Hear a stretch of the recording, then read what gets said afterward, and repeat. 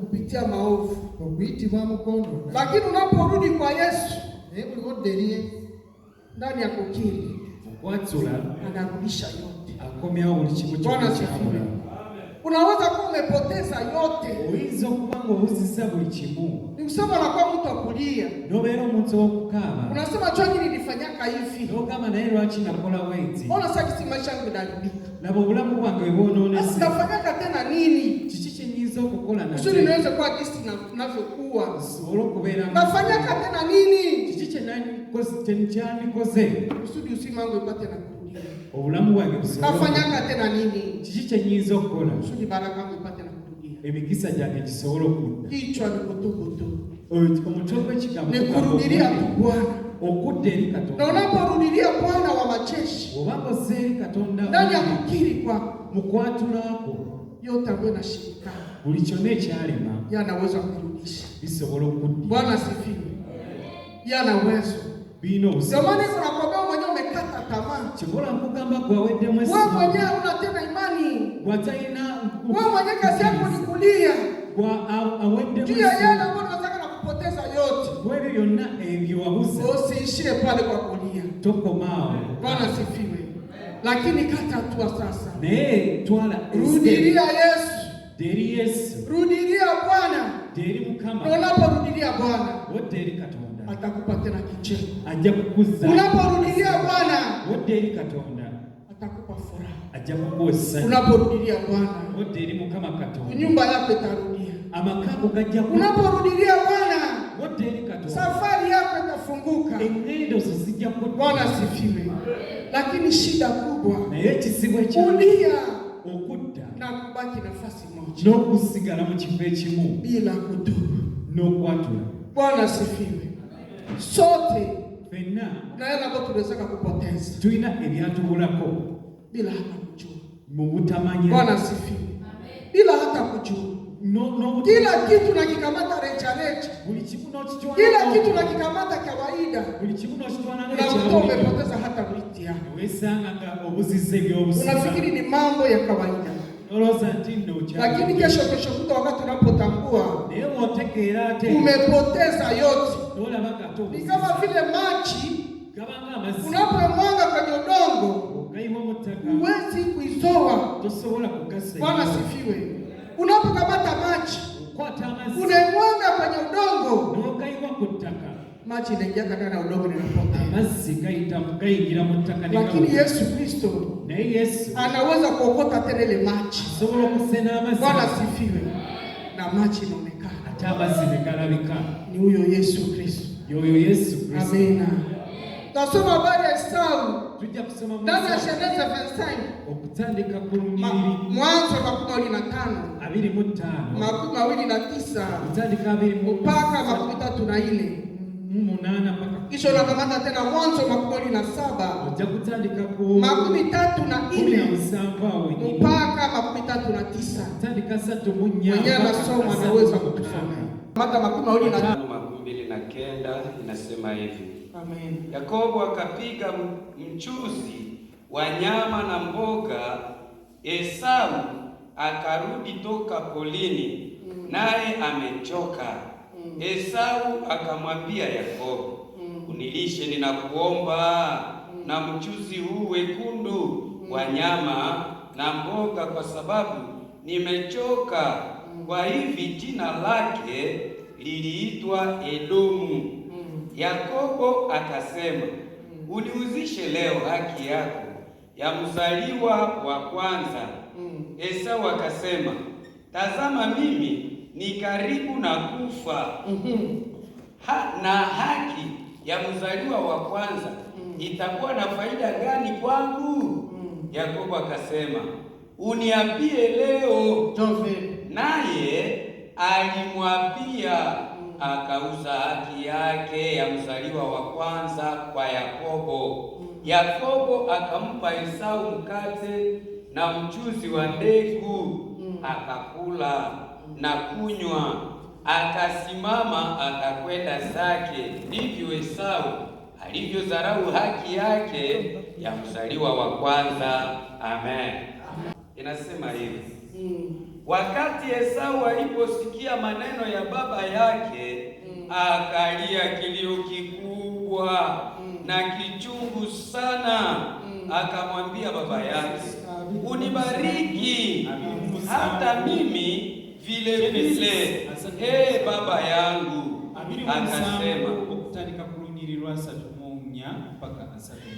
Akasema, ndugu yako amekuja kwa hila, amekutwalia baraka yako.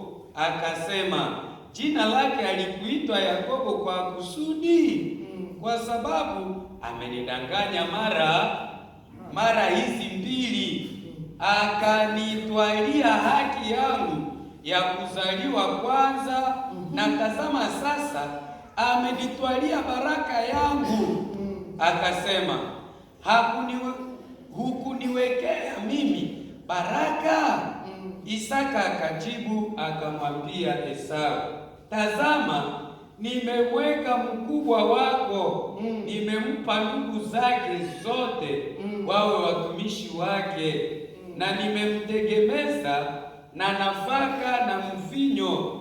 Nawe nitakufanyia nini sasa, mwana wangu? Amina. Ngecha pale nikusema hii Jacob na Esau.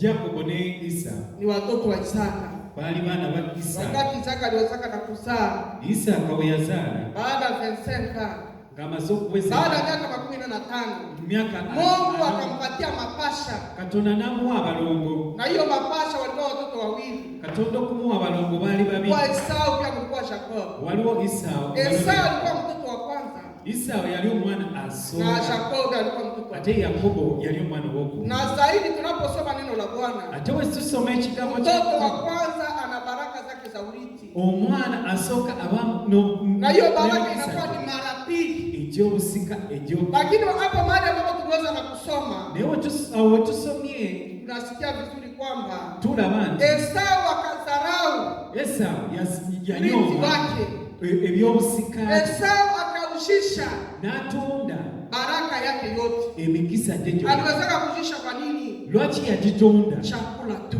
ekyokulya, chakula tu, ekyokulya kyokka. Akamwambia ndugu yake nisaidie na mchuzi, n'amugamba nanyambala omuchuzi. Ndugu yake akamwambia kusudi niweze na kupatia mchuzi, oba oyagala kuwa omuchuzi guno unipatie nini? Niambie. Nikusema uniandikie, na ile uniandikia na uitamke useme kwamba siku ya leo omwambe nti leero mimi nakupatia urithi wangu, nkuwadde ebyobusikaabyo. Na Esau akonaka kama iko kitu bure. Ate yeye alaba, Esau akachipa akasema mimi nataka kesho ekyo kintu kya bulijjo. Na sasa hii baraka ndetia wapi? Ate jine mikisa afadhali nifanye nini? Weka mata. Nikusema akampatia namuwa, na baada ya kumpatia ate amaze okumuwa ula kapokea, ye nayaniriza. Bwana asifiwe. Ile nyoko matamka kati kichoya watu wangu nasema wako wanatamka ekyo olize kuloza kyatula watu nogamba bafeke. Na wakati mkuu unasema nikufe, ate bulwoyogera utakufa tu, ojja kufa. Bwana asifiwe. Unakutana huko unaochisha baraka yako wesa nacho tune mikisa kwa kuongea tu olongo na uchoka na kesho. Ile ndio unaongea siku ya leo itafika kesho, kigenda kutuka. Na wakati inapofika kesho ndipo kitukirire itakulilisha, kijja kukuletera Bwana asifiwe. Na inapokulilisha ndipo kikuletera, labda unaweza kusahau oizo kwera ile masami ambayo uliweza na kusema, na unaposahau yako yote naisha. Bwana asifiwe. Ndio maana wakati tunapokuja kwa Bwana anakuwa hivyo natukumbusha, anakuwa hivyo natukumbusha maisha yako, namna gani ulitembea, nini ambayo uliweza na kuyafanya, nini ambayo uliweza na kupoteza. Sababu gani? Sababu uweze na kuja tena kwa Bwana, uweze na kumanga kwa Bwana, uweze na kusamehewa. Na baada ya kusamehewa Mungu afanye nini? Mungu apate na kurudisha ile yako. Bwana asifiwe. Lakini kama vile sisi wanadamu, Mungu anaweza kuzungumza. Ona pale ulifanyaka hivi, ona pale ilikuwa hivi, ona pale ilikuwa hivi. Wewe mwenyewe uko pale uweze hata kujiridhisha. Kweke nyini tosewa na kuji. Wezi na hii ndio zaka na kutesa Esau. Maisha yake yote obulamu bwe bwonna ilikuwa ni kupigana na ndugu yake. Kupigana na ndugu yake. Mwenye alikuwa na reason ni nani? Ani haina reason. Mwenye alikuwa na kosa ni nani? Ani haina musanga. Bwana sifiwe. Wakati tunapotazama ineno, wetutunulie kigambo. Tunakutana Jacob. Twesa ngati Yakobo. Hakuwa na kosa hata moja. Yeti haina musango gonna. Bwana sifiwe. Hakuwa na kosa hata moja. Yali taina musango. Sababu huyu ndugu yake alisaka na kusarau. Yanyoma. Anasarau baraka yake. Yanyome mikisa. Na baada ya kusarau baraka yake, atemo kunyome mikisa. Akayushisha kwa ndugu yake. Na tunda. Na baada ya kushusha kwa ndugu yake, hapo baada ya tunasoma. Wetusomya. Hadi ambapo baba yao aliotaka na kubariki sasa. Tata wewe atuko kuoa kabisa. Na kuoa. Baba anasema mimi nataka kufa. Na kama njakala kufa. Esau wewe ufanye nini? Wewe fanya mawili. Kuche ni kubariki. Osoro kuwewe mikisejo. Akambariki baraka gani? Ate yamua omukiso. Baraka wewe mwenyewe unaweza na kushisha. Omukisa kwa yamua yali amala dogoto. Na wakati anaweza na kutoka huko. Ate wewe yaveyo. Ule mwenyewe alikuwa kapinda, mwenyewe alikuwa katayari. Yali wangu. Mwenyewe alikuwa anajua faida ile baraka. Yali alaba mikisejo. Bwana sifiwe. Alikuwa shajinyakulia. Yali amasedo baba alikuwa amembariki. Na omukisa. Na baraka zote. Na muwe mikisa jona. Yeye baba anamwambia anasema, "Takubariki tena na nini? Tena kuwa mikisa jana. Mtoto yangu mpendwa. Takubariki tena na nini?" Na kuwa na mikisa jana. Baba alikuwa anapenda sana. Tata yali agala Isa. Lakini baraka zake na yeye mikisa jona njiwe wa Yakobo. Na sasa mpaka pale kati atao akaendelea kulazimika sana. Na atandika to kwa. Akaendelea kuwa na uchungu sana. Na yifune. Akaendelea kupata hata mpango. Na atandika kutegeka. Mwisho za Mungu. Ugamo mugano amejja. Hata kama baba yetu anakufa, wa siku moja ulunaku lumu nitamua tu. Ulunaku lumu nja. Bwana sifiwe. Kuliko kujuta na kuikala na kusema no kutula no kukakana. Hii jambo yote ambayo inapita leo ndio bituseo kati. Madhara yake ni mimi mwenyewe. Nzeke nini ya chiki mimi mwenyewe. Omanze ndio nimeweza na kujiletea yote. Zeyeretedde bino byonna. Nende kwa Mungu. Kangederi Katonda. Niweze na kulia mbele za Baba. Ateta ndiko kukaba mu maso ga. Aweze na kusikilia Mungu. Asobolo kunda wana maso. Bwana sifiwe.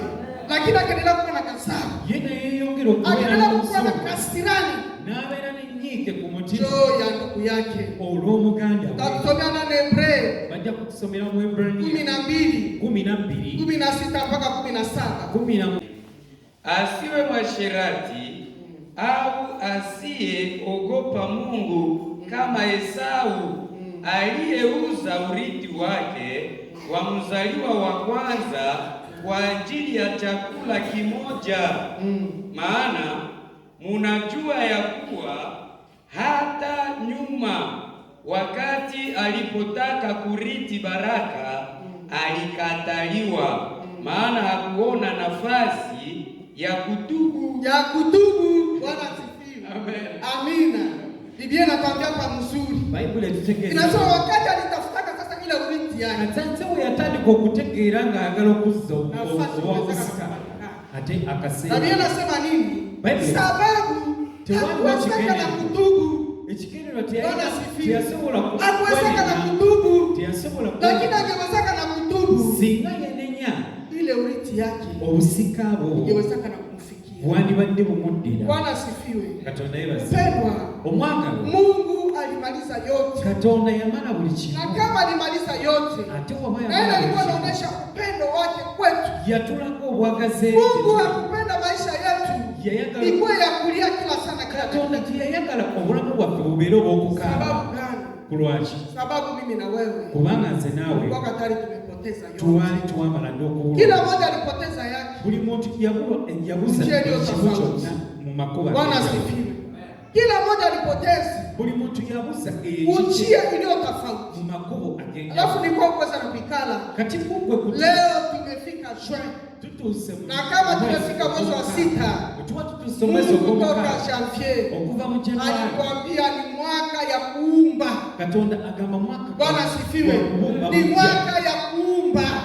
Mwaka kwa kuumba nini? Ni kusema aliumbaka mwanzo. Yabumba. Lakini kabomolewa kupitia maovu. Naye kuichika mu bibi. Kwa leo, olwaleero, kwa upendo wake tena wa ajabu, olw'ekisa kye, anataka tena ayagala addemu, Bwana asifiwe.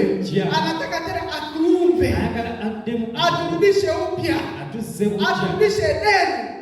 Unaposoma habari ya Edeni, Edeni walikuwa wakose kitu. Edeni walikuwa wanaacha chakula.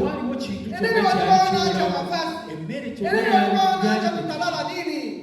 Bwana asifiwe. Mchana kama vile usiku. Ilikuwa ni furaha, ilikuwa ni kuimba, ilikuwa ni kushangilia. Ndio ilikuwa maisha ya Edeni. Bwana asifiwe. Na tunapotazama hii shwe, hii namba 6 ni namba ya uumbaji. Bwana asifiwe. Namba 6, namba ya uumbaji. Mungu alifanya kazi siku ya 6, akaumba mwanadamu. Bwana asifiwe. Akaumba mwanadamu kwa mfano wake. Ingelikuwa ni mwezi wa 6, tafuta pikala ndani ya maisha yako, uchingie tena ndani, weebuuze ddala mu butuufu wawe nasobya nilipoteza kanini, kiki kye nabuza. Bwana asifiwe. Na unapotazama nilipoteza kanini, otunula bulungi, si kwako tena kulia, si kwe kuddamu ate kukaaba, ni kwako kufanya nini? Kugwe kati urudi kwa Bwana, okudda eri Katonda. Unarudi kwa Bwana, okudda eri Katonda, okilia, nga wookaaba, okechota, nga wejjusa, okitubu, nga oyatula ebibi byo. Tutasoma na Genese, tujja kusoma mu Genesi Mwanzo 38 38 utaanza 12 ojja kutandika ku lunyiriro mpaka 26. Nyingi binti ya Sua mke wa Yuda akakufa. Yuda akafarijiwa, akapanda kwa wakataji manyoya ya kondoo wake kwa Timuna, yeye na rafiki yake Hira Mwadulamu. Tamari akaambiwa kusema, tazama, mkwe wako anapanda kwa Timuna kukata manyoya ya kondoo zako. Akaondosha mavazi ya ujane wake, akajifunika na shela yake, akajifunga naye, akakaa kwa mlango wa Enaimu ulio njiani kwa Timuna, kwa sababu aliona ya kama Sela amepata kuwa mzima, naye hakupewa kuwa mke wake. Wakati Yuda alipomwona, akafikiria kuwa yeye ni kahaba, kwa sababu amefunika uso wake. Akageuka kwake toka njia, akasema, uniache kuingia kwako, ninakuomba. Kwa maana hakujua ya kama yeye ndiye mkwewe. Akasema, utanipa nini upate kuingia kwangu? Akasema, nitakutumia mwana mbuzi ya kundi. Akasema, utanipa arabuni hata utakapomtuma. Akasema, nitakupa arabuni gani?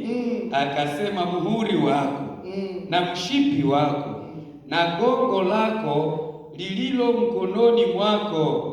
Akampa, akaingia kwake, akapata mimba, naye akaondoka, akakwenda zake, akaondosha shela yake, akavaa mavazi ya ujane wake. Endelea nyuma papa. Asante. Amina. Amina. Na hii habari ni habari ya Yuda.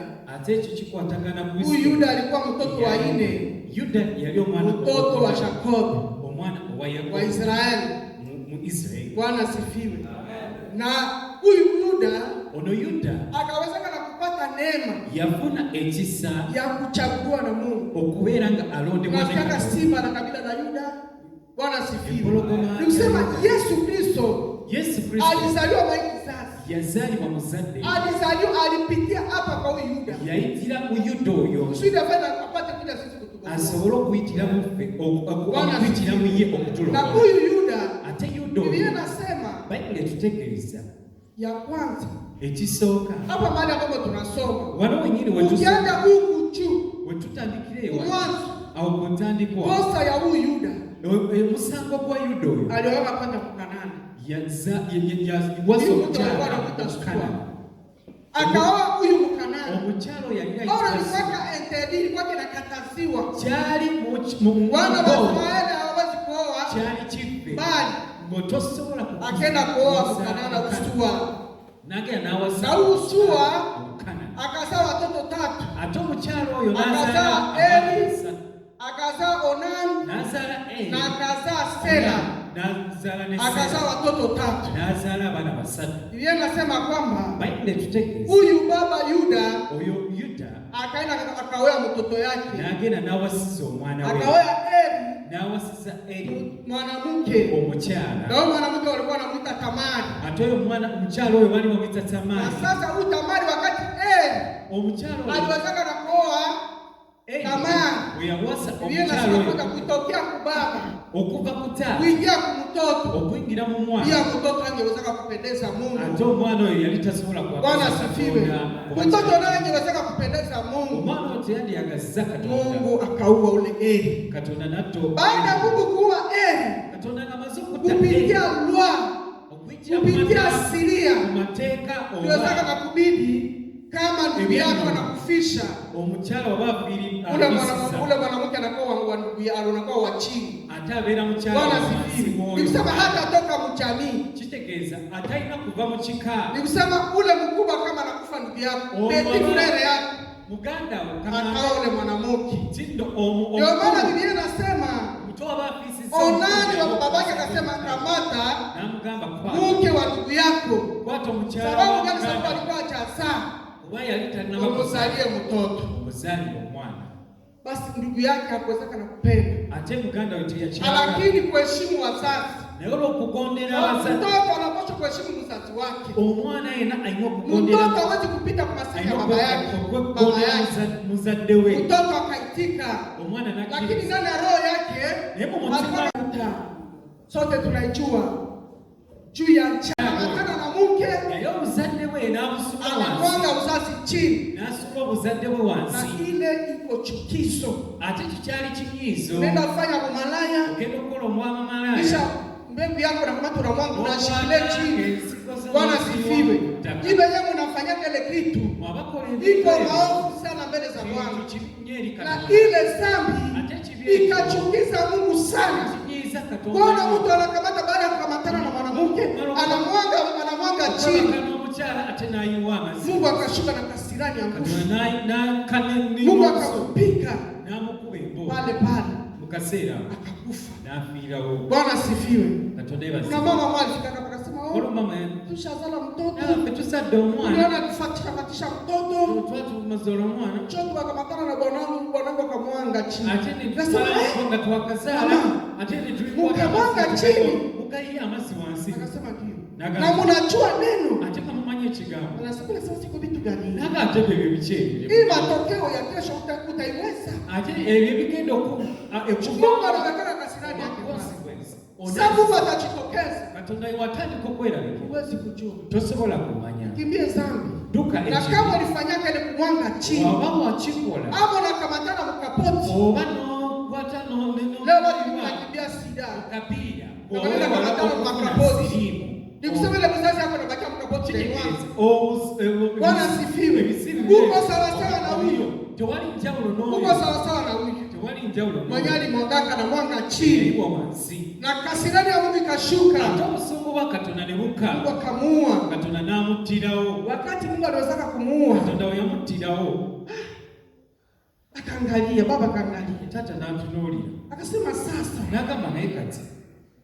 Mtoto wangu wa kwanza amekufa. Omwana wange asooka afudde. Wa pili amekufa. Ate wokubiri naye. Ninabakia na Usela tu. Ate kati nsigadde n'omuwala. Sasa huyu mwanamke utamani. Ono muwala tamani. Ndampatia tena Usela wangu. Ate kati namuwani ono mulezi wangu. Siwezi kumpatia Usela. Sisobola muwa tu mulezi wangu. Sasa kuliko tu amwambie kweli. Ekifo ky'okumugamba. Mwambie tamani. Okumugamba tamani. Ndia kwenu. Dewammwe. Utoshe manguo yako.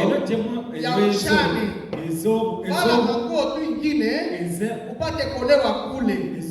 Akamdanganya. Anasema wende. Siku Usela wangu atakomana. mukama tagenda ajje mwezi na mwandu ufanye nini ukie mwikale umuowe ate yagamba omwana okubeera nga Tamari akasema sawa. Tamari akarudia kwao. Omwana yena baada ya kurudia kwao Stella na koma anakuwa mtu. Tamari kwenye iko na pili, anafanya mavazi ya pili. Ngatacha yambadde ebyambale. Anasikiliza. Anawuliriza. Babu hamwiti. Ati bamuita. Na wakati babu alikuwa hamwite. Ngati bamuita. Akasema atafanya nini? Naka kati ngoze ntya. Ndio maana siku moja hapa kwenye mtumishi alisoma. Olunaku olumu wano mweleza wansi. Biblia inasema Sua mke wa akakufa na baada ya kukufa yeye anasema kwamba Yuda akasema hivi bibi yangu amekufa, akafanya kilio yote kamalizika, akasema nani nikate sasa manyoya.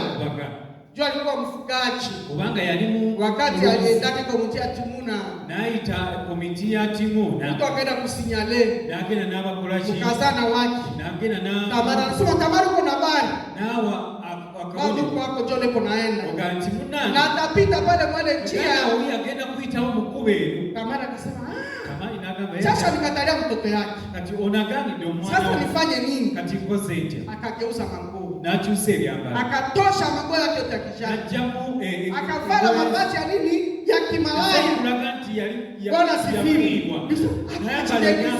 akavala mavazi ya kimalaya akachitambikia natandika okwebikirira kaenda nagenda sali endaka kaenda kabakia pale munjia genda namuteeka nasha jifinika ngati yeteze wakati yenye alikuwa na kuya ate bwe yali ajja omwana iko na kuya muziko iko na talifika munjia yatuka mu kkubo macho kuangalia pembeni maso kutunula akaona malaya nalaba malaya na wakati anaonaka malaya uyalaba malaya akasogea nasembera nikusema kulikuwa seduction moja kitegeeza Bwana sifiwe yetega kwenda kupokota okusikiriza na wakati alifika pale yasembera okuwa hakujuaka hata Yuda hakujuaka kama ndio mkazana wake Yuda teyategeera ntoyo hakujuaka yali omuzana yeye anasema kwamba Bible akakuja kwake najja wali akamwona kama vile malaya namulaba nga malaya sasa unaweza kuruhusu niingie kwako kama osobola kunsikiriza nyingi malaya yule akamwambia mkazana wake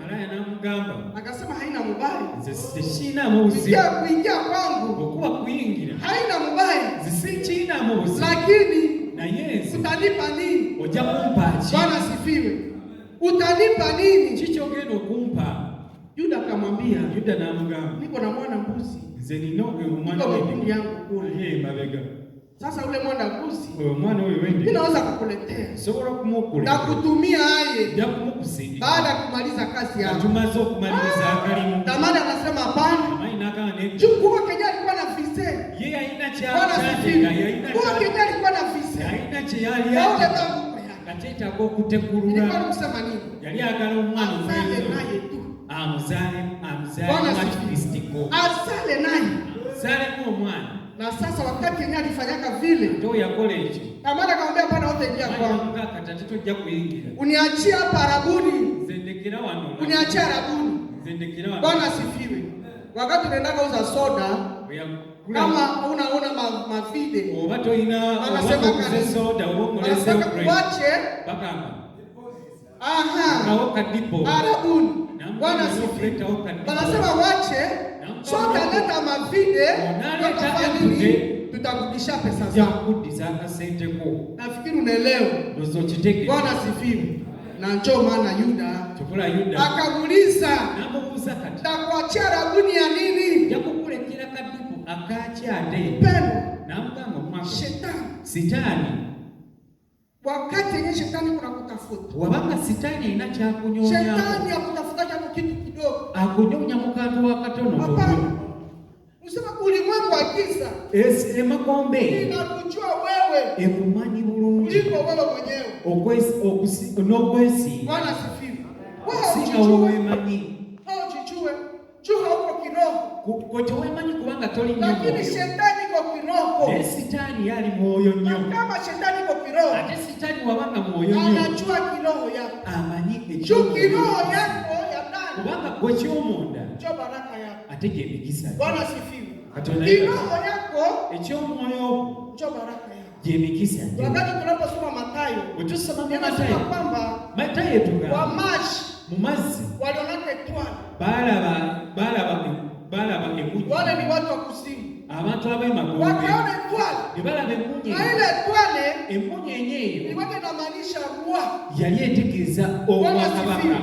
Ilikuwa inaonyesha ni mfalme. Yali eraga obwakabaka. Njo anazaliwa. Obwakabaka. Wenyewe walikuwa kungoja habakuchoka kama mfalme anazaliwa. Ababali ati bali bamu. Lakini ulimwengu wa giza basobola kukitegeera. Ilichoka kama nini? Naye magombe. Kuna mfalme ambaye amefanya. Bali bakitegedde nti waliwo kabaka azaliwa. Bwana asifiwe. Ndio maana wewe na mimi chokola banze nao tukeshe sana. Tulina okusiiba ennyo. Mazali umefika kwenye Mungu kunazungumza kuhusu maisha yako. Kwa hicho Katonda cy'abategereza pase yako. Iko nazungumza ya leo yako. Iko nazungumza kesho yako. Alafu kesha sana. Kati kwe kama ukeshi obanga tosipana ndio kwenye shetani atakubanga shokeseza kulwekyo akia kutosha hapo. Ate shetani ajja kujja akia kutosha hapo baraka yako. Ajja kujja kujeke ebikisa. Na kuache tupu. Atakuleke oli bwerere. Tamani anasema utanipa nini? Ate tamani yagamba. Yule anasema wewe ujue. Anamga ngoma nyingi. Anamwambia kitu ya kwanza. Asiyamga ekintu ekisoka. Utanipatia muhuri. Ojja kumpa. Bwana sifiwe. Ojja kuteekawo. Utanipa muhuri yako. Ojja kumpa hiyo boundary. Unajua muhuri. Omanyi. Wakati Yesu Kristo alikununua. Mimi na wewe. Ojja kusikia. Kuwa watoto wake. Kuwa wachaguliwa wake. Obana be oba. Nini ambacho anakututia? Aliweza na kututia muhuri. Katonda yateko. Hiyo muhuri. Yateka saini. Ya Roho Mtakatifu. Ate saini. Soma Efesia 4:13. Utusoma mu Efesia 13:14. Kusikia neno la kweli, habari njema ya wokovu wenu. Ndani yake mumekwisha kuamini vile na kutiwa muhuri wa Roho Mtakatifu ya ahadi. Ndiye aliye arabuni ya urithi wetu. Amina. Ili kuleta ukombozi kwa mali yake mwenyewe kuwa sifa ya utukufu wake. Amina. Naomi alikuwa mtu akulia. Yali mtu wako. Alitaka baende Moabu. Ugenda Moabu. Bwana sifiwe. Kule kwenye uko na chitumatuma.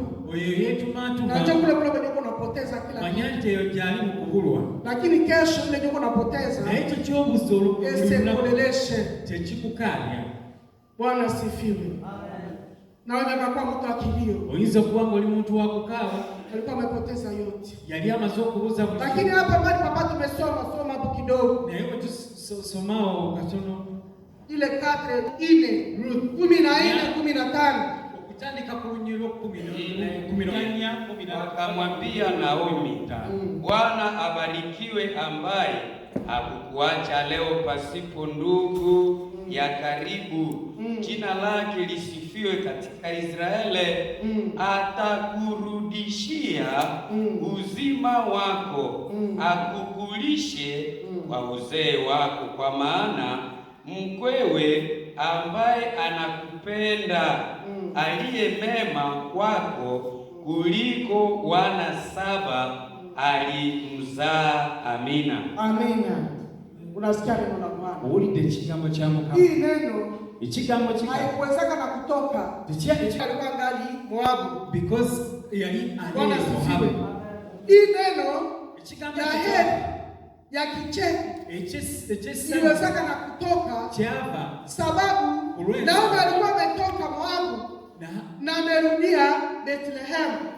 Bwana sifiwe. Alikuwa tayari amerudi.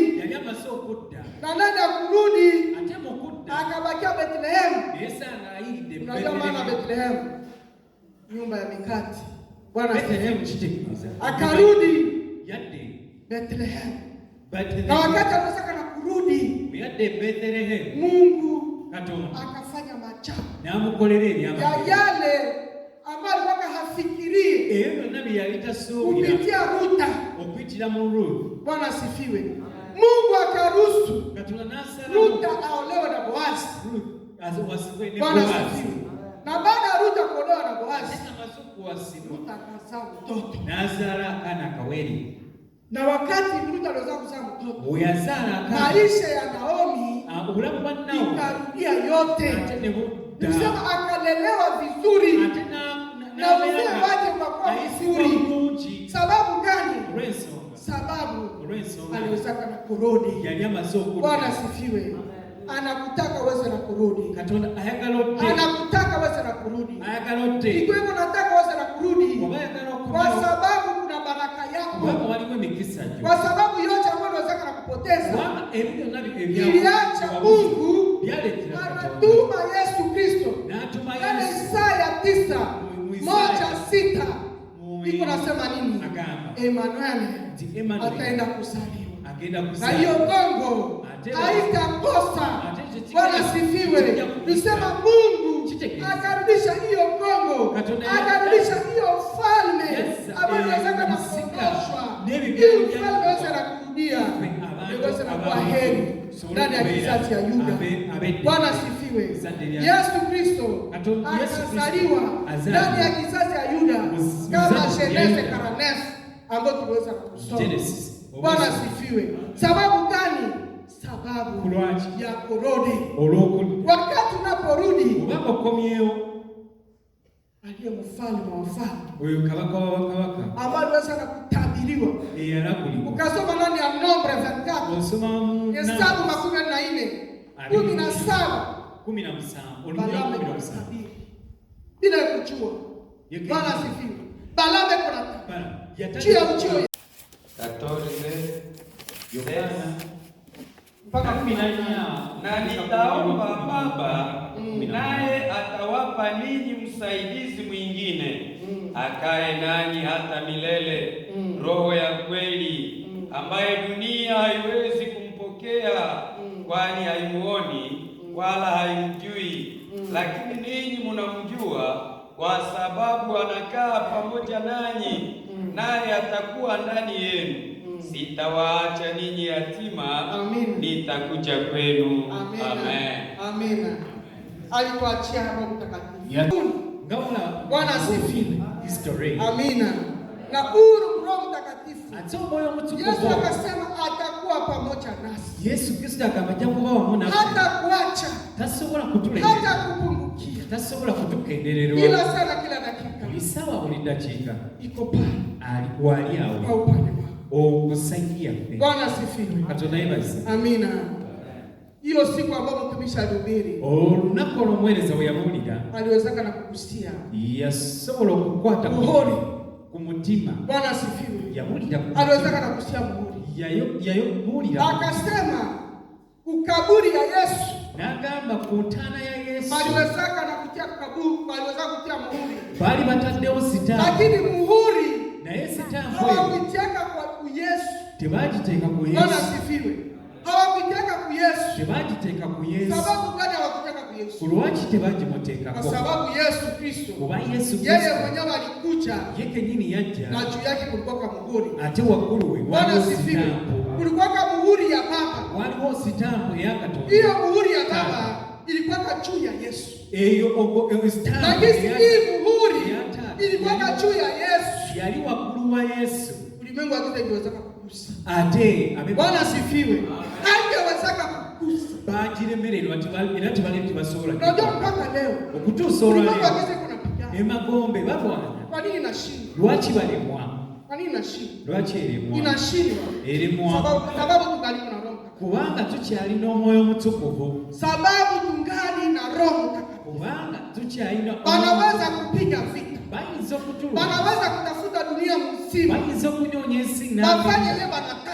Ne bakola buli kimu kyonna kye baagala. Hawawezi kuweza. Naye tebasobola kusobola. Sababu gani?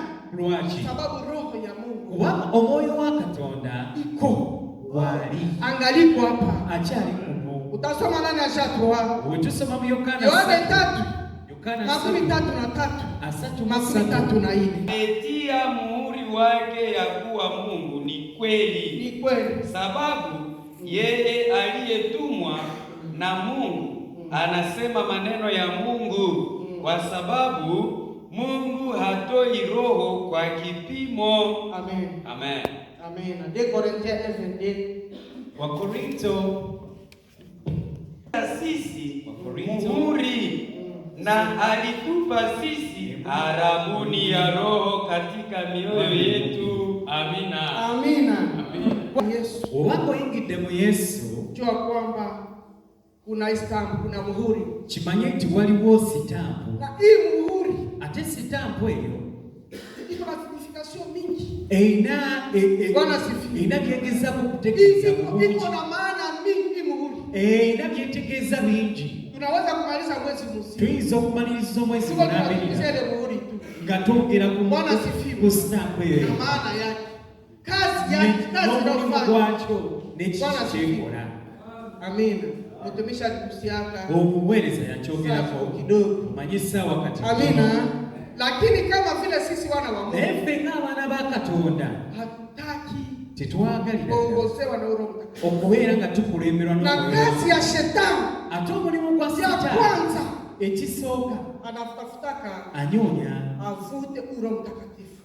Azikirize Omwoyo Mutukuvu. Avute Roho Mtakatifu. Amusangulewo. Akishavuta Roho Mtakatifu wabanga amusangule. Unaongozewa kimwili. Obereka okulemerwa mu mubiri. Unaongozewa kimwili. Ate okulemerwa mu mubiri. Utafanya kimwili. Ojja kukola byonna unafanya kimwili. Ate okukola byonna bya mubiri. Utaanguka. Ojja kugwa. Na Maria akasema ya kwanza nipe muhuri. Ate aocha. Lazimisha ule Roho. Namugamba kati nze njagala kutembea na wewe. Ompe stamp. Mwenye kuna kuongoza. Simusimishe. Sobora kukusangula. Efesiens 4:30. Usoma mu Efeso ile.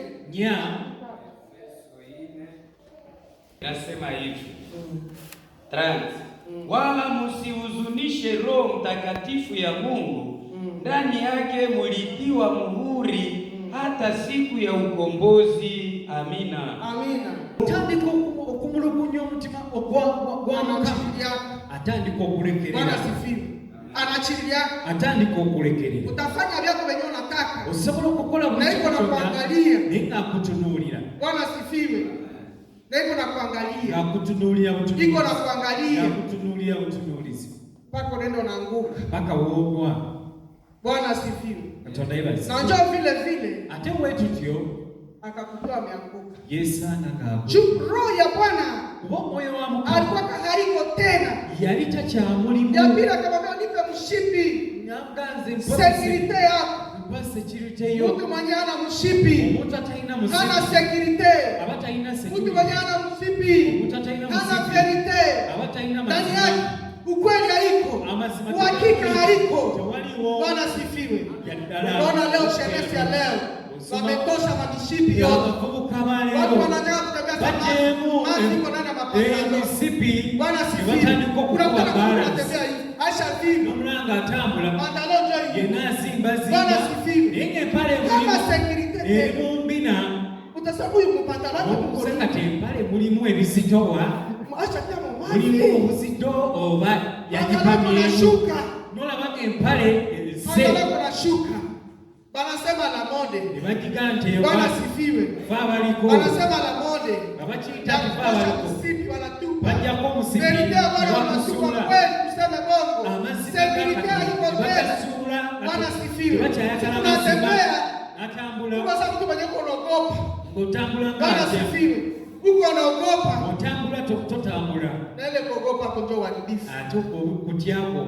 Ile kuogopa yako. Oko kutyako. Bwana sifiwe. Ibono bifu.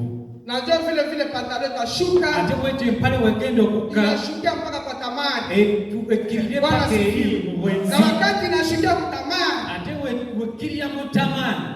Inakuwa ni ole. Ate katuliwa byanna. Corinthians 6. Usoma mwako 16. Hamjui ya kwamba yeye aliyeungwa na kahaba ni mwili mmoja naye?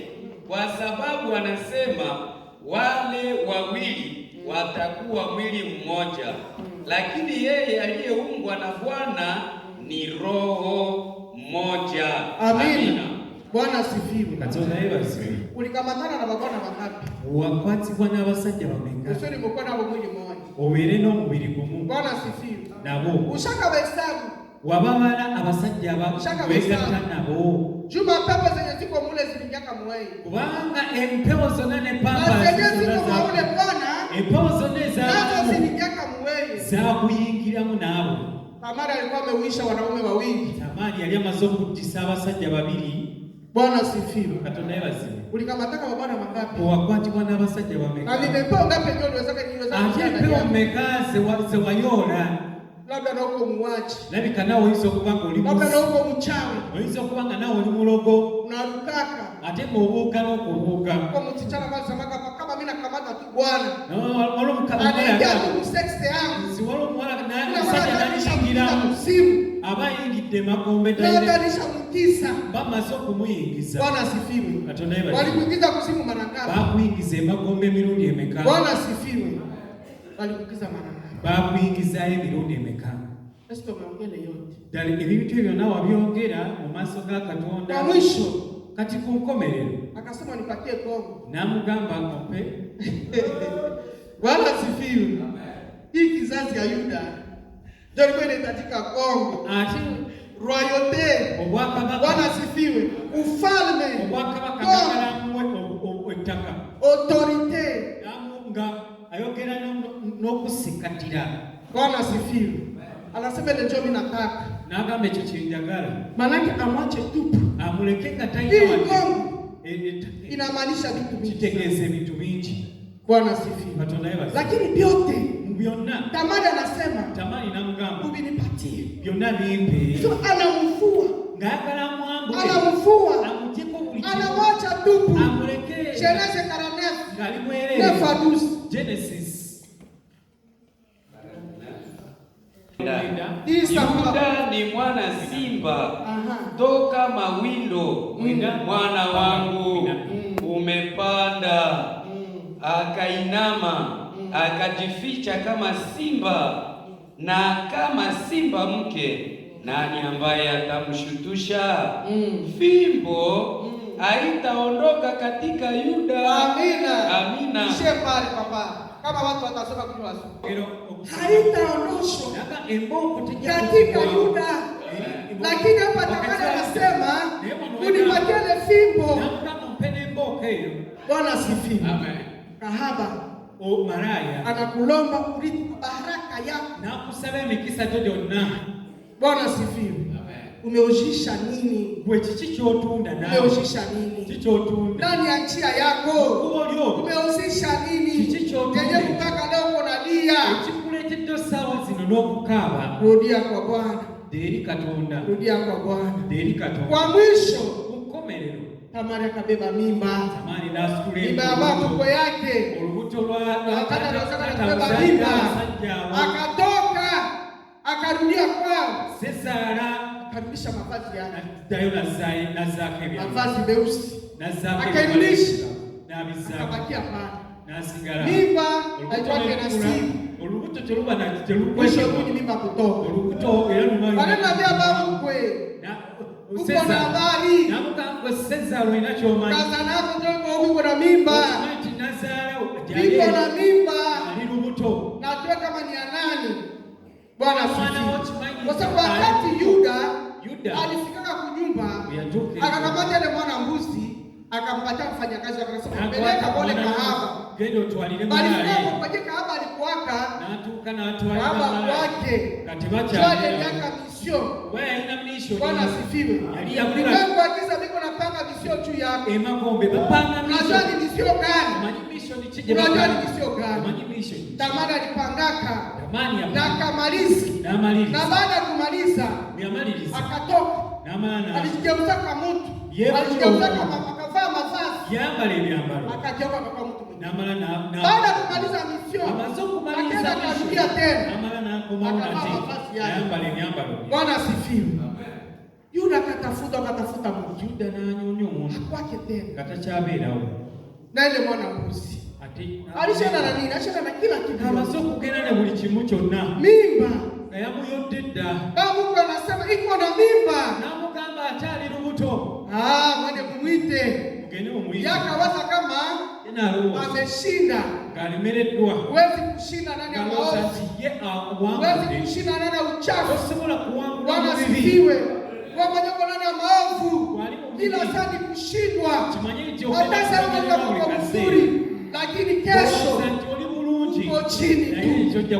Bwana asifiwe. Lakini tutafute tuwe na Bwana majeshi, turudilie Bwana wa majeshi ili apate na kuturudishia hiyo yetu ambayo inawezaka na kupotea. Yeye anasema kwamba akasema mlete mkasana akuya hapa, siku ya leo yake naisha, tutampiga na mawe aweze na kumalizika. Bakenda kuleta tamani wakati balimfikisha bamutusa mu maso Mungu anasema ashatia watu wengi. Tuambie mimba ni ya nani? Mimba ni ya nani? Sahi yako inamalizika. Bwana asifiwe. Haitamalizika sababu iko na yako. Bwana asifiwe. Kama shetani iko na yako, sitani aine bibyo, utaomba mara 100 oja kusaba emirundi 10 bure ngabyamwere. Bwana asifiwe. Wabanga sitani aine ile yote ebyo byonna yenye uko nayo byoina mchia ya magendo, mchia ya waribifu, irudishe kwa Bwana. Ulikamata pesa za kumalaya, tengeneza kwa Bwana. Uko na mavazi ya kimalaya, uko na nyumba ya kimalaya, tengeneza, rudia kwa Bwana. Bwana asifiwe. Unaweza na kufanya kazi na maisha yako. Yuda akasema sahi ile kimalaya yako inamalizika leo. Wakati balimuuliza akasema mimi sina kosa, sina msango. Bwana asifiwe. Wewe mwenyewe umetupa roho ya Bwana, wewe kuna makosa, kwa hiyo msango jua hutaki kutembea na roho ya Bwana. Kubanga twagala kutambula kata kuongoze, twagala kukulemeza Mungu. Bwana maisha yako mwenyewe uchongoze. Goke nyine kesho utaanguka, kesho utakaa mu mtego ya Mungu, kuingira mu mtego wa shetani. Macho yako kwanza yamefungana, huwezi kuona. Sababu sasa inasema neno la Bwana roho ya Bwana yetala kwa mguu wako. Wakati unatembea bila roho ya Bwana, mashimo ziko mingi, masilele zinajaa, uharibifu ya kila aina, ulevi katika ulevi. Bwana asifiwe. Marafiki mabaya watakuangamiza, watakupeleka mbali. Kesho kudogo unalia na kudogo unalia, na wakati unapolia nani atakusaidia? Kama vile Sauli aliwezaka na kulia, hakuwezaka na kupata mwenye angewezaka na kumsaidia. Tamari akasema unanileta hapa, lakini mimi nina neno moja, ninaapa vitu, vile vitu nitavitoa, nitavitia hapa. Mwenye alinibebesha ile mimba atajulikana, ajja kumanyika ndio mwenye vile vitu. Bwana asifiwe. Bwana asifiwe. Usikuwe na mashitaki, tutandika kubera na vitu vikorofi. Juu shetani okubera n'ebintu ebikulu. Shetani akasema mtu kuba shetani ajja kugamba omuntu ono anasema ni wangu omuntu ono wangu akakamana naye haiko wako oli kukulemera ngo na vitu vya omuntu ono aina ebintu byake era bikwesi. Bwana asifiwe. Tamari akasema niko navyo, nakanze bina. Sasa tutaona hapa tukenda kula kama mimi ndio mwenye makosa, wewe mbona nze ndio mkosa, ama mwenye alinibebesha mimba wewe asituzo olubuto ya ino mkosa, ndio mwenye makosa kati ya ino mkosa. Bwana asifiwe. Yeye anasema kwamba Tamari akatoa muhuri, Tamari akatoa mshipi, Tamari akatoa gomu, akasema mwenyewe vitu ajitambulishe kati ayejeyo. Bwana asifiwe. Ajitambulishe ndio mwenye mimba waba inanyini lubuto. Bwana asifiwe. Katonda yebase. Yuda kaangalia, Yuda natunula macho yakamkuwa munani, amaso nekamunga, macho yakamkuwa munani, nekamunga mu mkono. Bwana asifiwe. Kwa mwisho Yuda hakuwezaka na kubisha, hakuwezaka na kukatala. Yuda akashuka, Yuda akasema ndio, ninakubali, nzikiriza kwa mimi, yenze kwa mimi, ekuwa mochifuwa zena nyini luto. Bwana asifiwe. Ni mimi, zena nyini kana, hakuna kai haya yote tiyatunulira nsonyezo, tiyarabe nsonyezo, hakuona katikati ya watu. Bwana asifiwe. Akasema kwa mimi. Nagamba yenze. Mimi nachitambua. Zinetegedde. Mimi nachitambua. Koseko yangu. Omusango gwange. Koseko yangu. Omusango gwange. Bwana asifiwe. Gunsinze. Samehewa. Gunse ku mavivi. Samehewa. Tunaposoma ndani ya Luka 15. Soma mu Luka 21. Huyu ni mwana mpotevu. Abiri mu lumu. Huyu ni mwana mpotevu. Huyo mwana yabula. Mwana mpotevu. 15. Tunajua habari vizuri. Olujiriro lwabiri. Tunajua habari vizuri. Tumanyi omwana the lost son. Na kujua habari. Mumanyi buli bikwatagana. Omwana oyo yabula. Akaomba urithi wake. Yasaba ebyobusika. Na wakati amezaka na kuomba urithi wake. Yamala okusaba ebyobusika. Akaenda kapoteza. Nagenda n'abuza. Kitu ya kwanza. Ekintu ekisooka. Aliwezaka na kupoteza. Kyeyabuza. Vazi lake. Yabuza. Bwana asifiwe. Engoye ze. Aliwezaka na kupoteza. Yabuza olugoye lwe. Vazi. Olugoye lwe. Bwana asifiwe. Kitu ya pili. Aliwezaka na kupoteza. Kyeyabuza.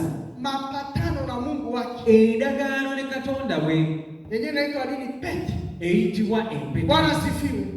Akaondoa pete. Yajjako empeta. Uhusiano na baba yake. Enkolagana ne taata we. Akaiondoa. N'agijjako. Kitu ya tatu. Ekyokusatu. Akapoteza wokovu. N'abuza obulokozi. Akapoteza viatu. N'abuza engatto. Bwana asifiwe. Baba tusomea mbali. Bajja kutusomera awo. Like kenze. Luka 15 abiri mu lumu mpaka. Ni kusema akapoteza utukufu. N'abuza obutukufu. Akapoteza uhusiano na baba. N'abuza enkolagana n'ekitaawe.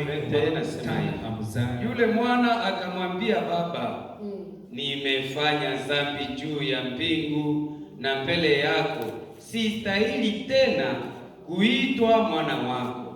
Lakini baba akamwambia watumishi wake, leteni hapa vazi lililo bora, mukamvalishe, mumupe pete kwa kidole chake. Amina. Na viatu kwa miguu yake. Amina. Amina. Mumupe vazi. Naka mumuo Abiake kwa buchi. Yajjanga ali bweri. Bwana asifiwe. Abiake kwa buchi. Yajjanga ali bweri. Utukufu ya Mungu. Obutukufu bwa Katonda. Ibaka haiko. Bwali tebukyako. Aisha ushisha kwa shetani. Amaze okutunda obwa sitaani. Pete. Empeta.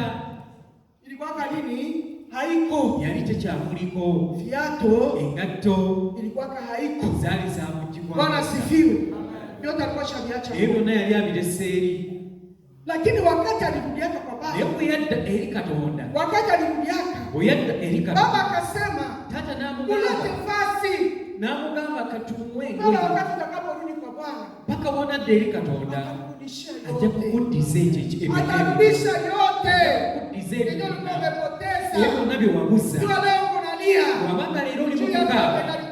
Manya nti byonna bikyali omulabe sikyali. Sio wewe. Ebyo byonna nsingo. Bwana wa majeshi. Oyo Katonda okujje yayinayo ebibyo okuba. Bwana asifiwe. Baba akasema, tata n'agamba uhusiano urudie. Kati enkolagana. Wakati unapotengeneza. Oba mumaze okutereeza. Una uhusiano kwa baba. Wabeerawo enkolagana wamu ne taata wo. Roho Mtakatifu ambaye ni neno vyako. Omwoyo Mutukuvu itafanya nini tena? Ijja na wakati neno unaporudia utajiretrouver. Ujja kwesanga nga weddako ili awabariki ninyi. Awabariki. Bwana asifiwe. Amen. Mungu kufufua Yesu, kuzukiza Yesu kukuja kwake. Yesu okujja hakukuja kuacha tena na zile shida. Teyajja kukuleka mu bizibu. Kukuja kwa Yesu, kujja kwa Yesu hakukuja teyajja ili uendelee kulia oyongere okukaaba. Bwana asifiwe. Baada Yesu Kristo kufufuka, Yesu amaze okuzuukira, alifufuka yazuukira ili akuje asobole okubariki wewe, akuwe omukisa. Jambo tayari ddala oliweza kubarikiwa okubeera na baraka za Bwana n'emikisa gya Katonda. De Korintho 8 osoma mu 9.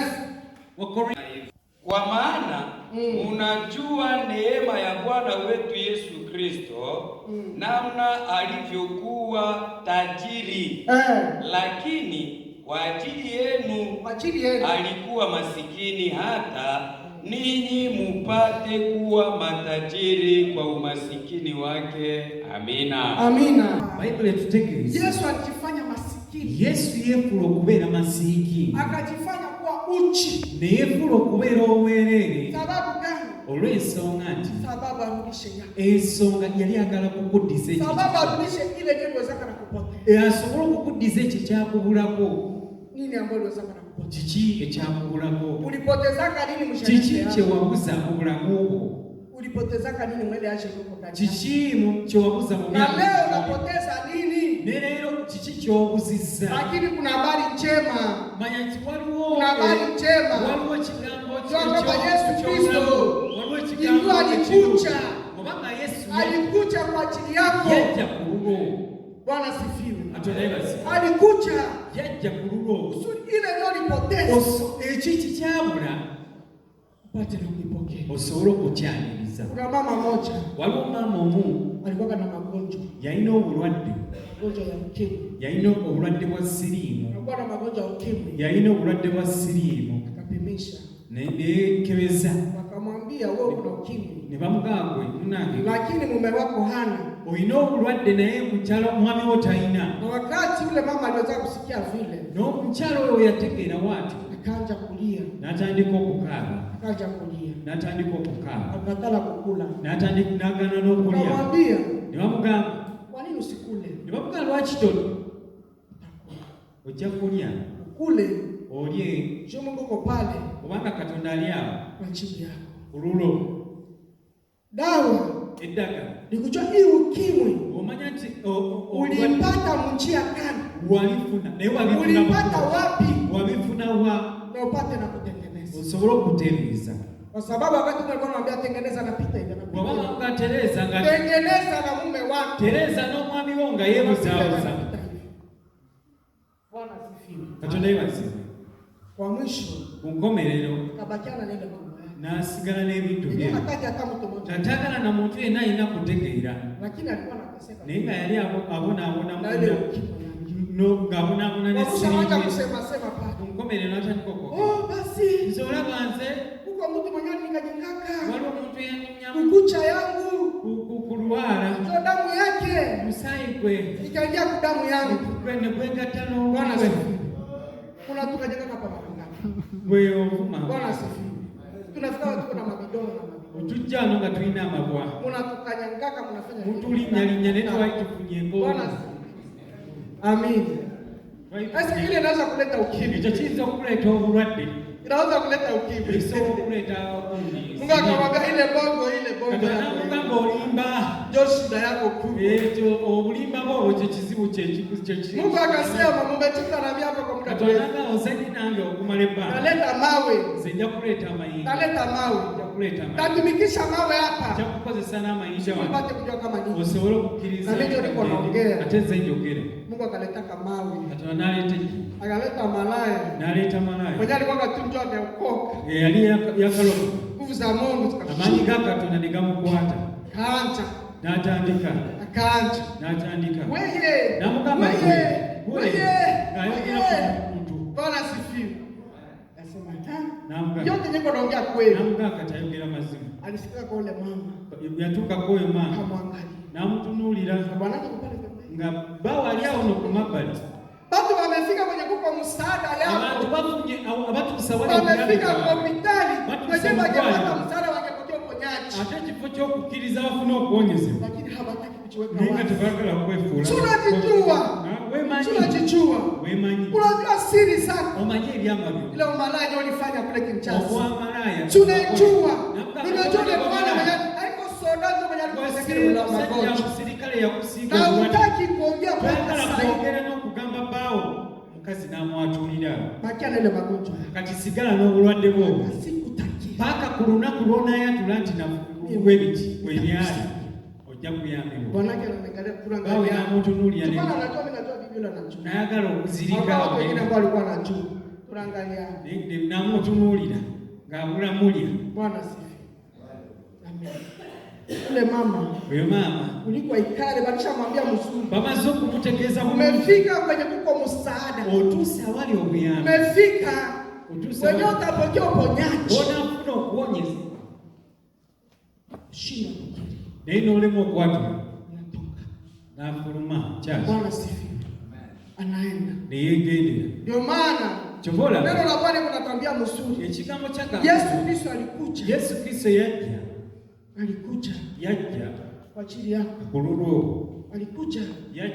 Arudishe uzima. Azze obulamu. Kama kwa mgonjwa. Boboli mulwadde. Pokea uponyaji. Ofunoku. Kwa jina la Yesu Kristo. Kama ni laana. Goba bikoni. Yalichukua. Yeye abichukua. Kwa ajili yako. Bila kufanya baraka. Asobora kukufura omukisa. Kama ni seriba. Yeye anaoa. Yeye. Kwa wewe ukuwe na mke. Ukuwe na mume. Ukuwe na mtoto. Ili wewe kuwa mtoto yake. Bwana asifiwe. Ili wewe uweze na kuzaa. Bwana asifiwe. Dawa ni moja tu. Kumurudilia. Ndani ya kutubu. Ni mwezi wa 6. Kabla tujanja maombi. Fikiria maisha yako. Fikiria njia zako. Simwange kwa Bwana majeshi. Unaposimama kwa Bwana majeshi. Amesema ni mwaka ya kuumba. Ataumba yote iliyopotea. Atarudisha ndani ya maisha yako. Wewe mwenyewe utashangaa. Acha kuendelea kumbuka. Nawe kubariki. Kwa kufucha roho yako. Na kukurudia iweze na kuleta heri. Kwa jina la Yesu Kristo.